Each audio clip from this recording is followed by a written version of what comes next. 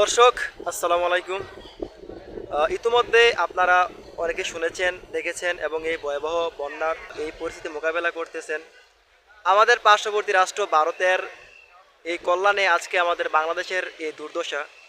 জানি না কেন এই আওয়ামী লীগ সরকার এই ভারতকে আমাদের বন্ধু রাষ্ট্র ভাবতো, সেটা আমার এখনো বুঝে আসে না। তো যাই হোক, আওয়ামী লীগের ভাবনা আর আমাদের ভাবনা এক না। তারপরও দেখছি এদেশে অনেকে ভারতের জন্য মায়া কেনা শুরু করে দিয়েছেন, বলতেছেন যে ভারত যদি পানি না ছাড়তো তাহলে এদের দেশটা সম্পূর্ণরূপে তলিয়ে যেত। আমি ওই সকল ভাইদেরকে বলতে চাই, ভাই চিন্তা ভাবনা করে কথা বলেন।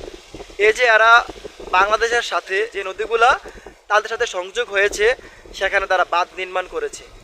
এই বাঁধ নির্মাণ করার ফলে কি হচ্ছে, এ দেশের আমাদের এই বাংলাদেশের বিভিন্ন নদী তার গতিপথ হারিয়ে ফেলেছে।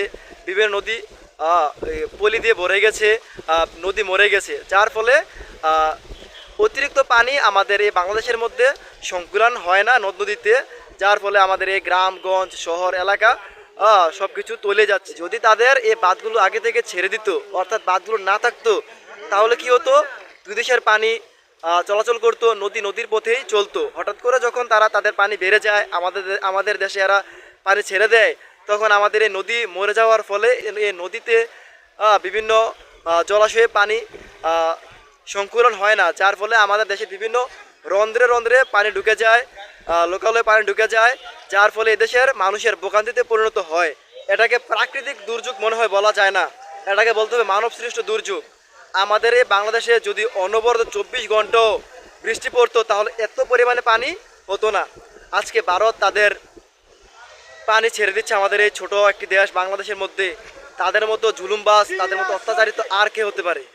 আমি আর তেমন কিছু বলতে চাই না, এতটুকুই বলতে চাই, কিভাবে এই দেশের মানুষ ভারতীয় এই অত্যাচার থেকে আমাদের দেশের মানুষ রক্ষা পাবে, সেই চিন্তা এই অন্তর্বর্তীকালীন সরকার করতে হবে। যদি বাঁধ নির্মাণের প্রয়োজন হয়, এদেশের মানুষ বাঁধ নির্মাণের টাকা দিতে প্রস্তুত। যদি অন্য কোনো উপায় থাকে, অন্য উপায় দেখেন, যেভাবে সম্ভব এদেশের মানুষদেরকে এই ভোগান্তিতে, এই ধরনের দুর্যোগ থেকে রক্ষার চেষ্টা করতে হবে।